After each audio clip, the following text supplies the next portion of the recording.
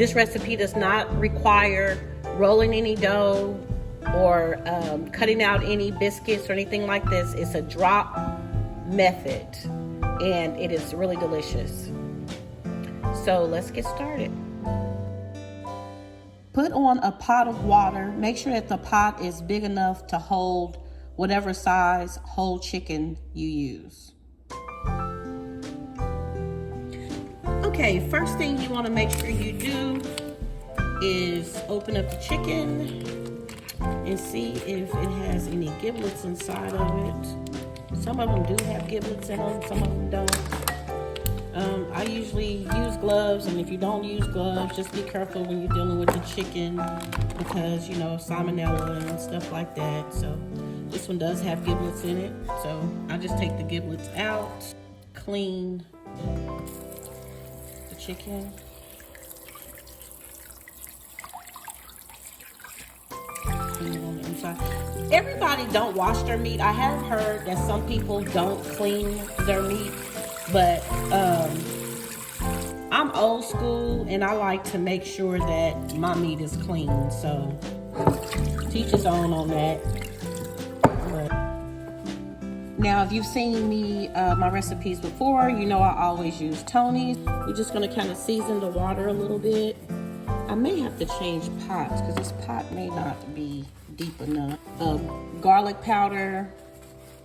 If it starts to boil over, then you definitely want to use a deeper pot.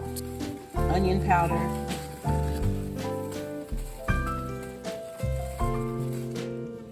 The main ingredient in making dumplings is ground sage. You put the sage in there.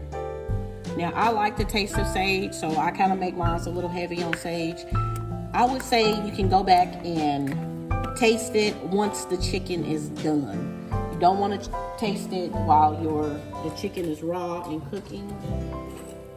I mean, some of you may say that's common sense, but for people who have never cooked before, I just want to make sure that I mention that. So what we're going to do is just let this boil. We're going to let it boil. If it starts to boil over, I may have to change pots, but I think this one will be okay. So we're just gonna let the chicken boil.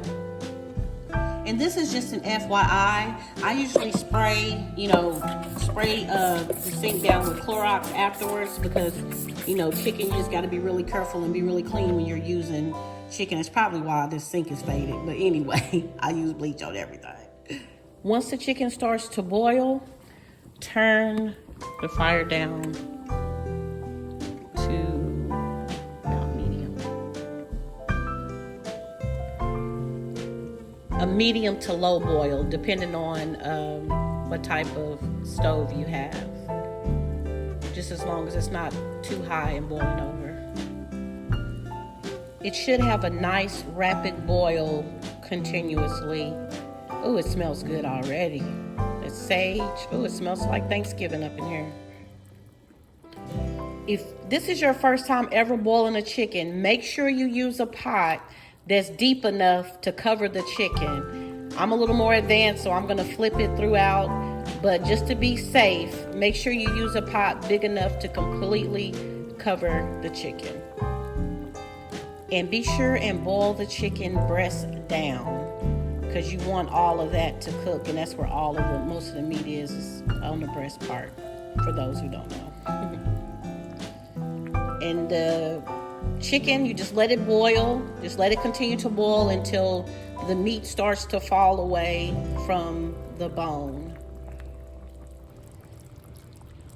Now, as you can see, it's starting to fall apart, but it's not quite ready yet, because you want it to just completely fall without having to really tear it. It shouldn't be that hard. So we're gonna let it cook a little bit longer. Oh, well, it's about done though. And that meat is coming off of there. Still a little tough, but yeah, still tough in the thigh. See, it's still bloody, so we're gonna let it cook a little bit longer. Yeah, see, that's how you want the meat to fall off the bone, just like that. That way you don't have to worry about the temperature of the meat or checking the temperature. You know it's done. So all the meat is falling off, and it's gonna make it easier for you when you debone the meat. So, turn the fire off and let it cool down. Okay, now you want to separate the chicken from the bone. So a lot of the chicken has already fallen off into the water, so just be careful and try to take out as much as you can. Just be careful taking it out.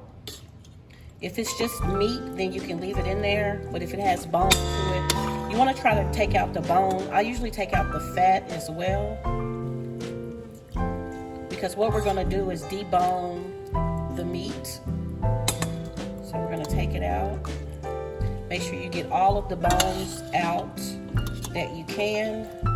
It's going to make it a lot easier to eat when you don't have bones in there. Once you remove all of the meat from the broth, you want to let it cool. You can put it in the refrigerator so it can cool faster. So you want to just start deboning the meat. That's just taking the meat off of the bone. Leave the bone in the bowl. Put some meat inside of the pot for the bottom of the dumplings, and then you can also save some inside of the bowl to use later for to put on top of the dumplings. So basically you're just going through deboning it, taking the chunks of meat, breaking it down, and putting it inside of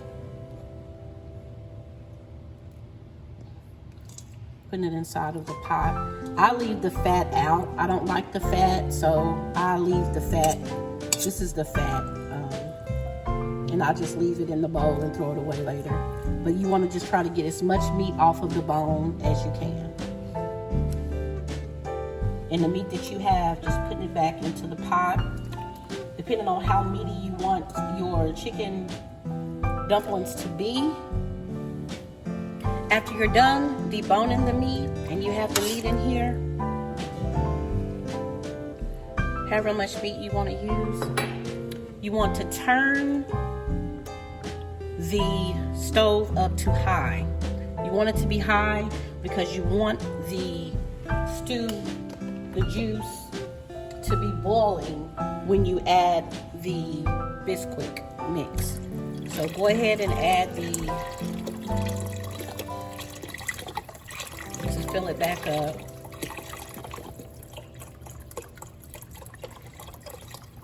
Chicken broth back up. This is a time for you to taste your broth and see if you have enough sage and seasoning in it. Delicious. It's perfect. At this time, you want to add a half of stick of butter. If you add too much butter, it's going to take away from the flavor of it. So I usually just add a half a stick of butter. Just add 2 cups of biscuit and 1/3 cup of milk. If you want to double the recipe to make more, then you would do just double the recipe if you want to have more dumplings. But Philip likes to have his a little bit soupy.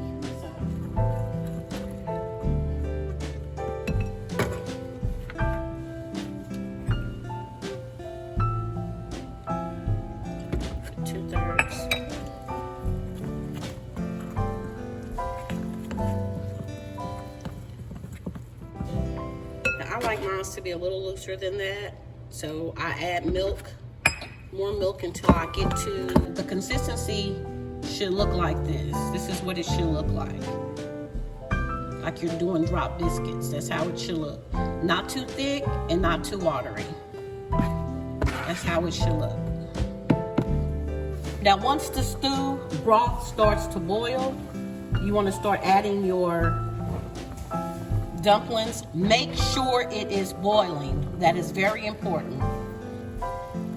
Stick it in if you stick it in the broth, it'll fall right off of the spoon. Just stick it in the broth, pull it up, it'll fall right off the spoon. Stick it in the broth, fall right off the spoon. Now you want to just keep filling it up. I do about a tablespoonful, stick it in the broth, it falls right off.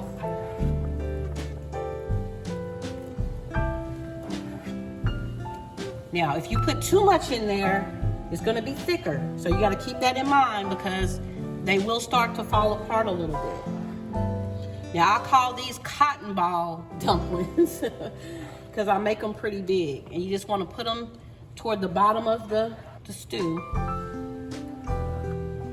Now, it will start to cool down a little bit and you just keep dropping them in there. You wanna make sure that it's boiling though. Don't turn the water down. You wanna make sure that it's boiling. Now, when you see that it starts getting full and they start to fall apart, you don't want to put too many in there because it will get mushy. See, we still got plenty of room up under there. Under the bottom, we still got plenty of room up under there. Put them in there like that. Now, this is a Bisquick. I know everybody don't make theirs like this, but this is just a quick way, and they are really, really good. It's all in the seasoning, though. How much sage you like. I use the Tony's because the Tony's also gives it a little spice kick to it. So, as you can see, I used all the dough. And now I'm going to add, I have some chicken that's left over. I didn't use all the chicken. You take the chicken and then you just put the chicken at the top.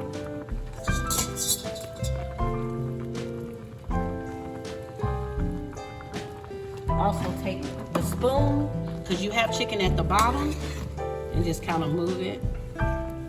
Push them back down in there because you want them to cook. You want the dumplings to cook. Stick them back down in there. Now, you see the consistency of it. It's still a lot of space in there. You don't want to put too many in there because if you do, it's going to make it too thick because they will rise as they start to cook. Before you add the top, you want to put pepper in it. I wait until this time before I add the pepper to it, so you can have that peppery taste if you like pepper. My husband likes pepper, so I add pepper to it. And you just take the leftover chicken that you have and just add it to the broth. You want to let the stew boil. Turn it down low and just let it cook until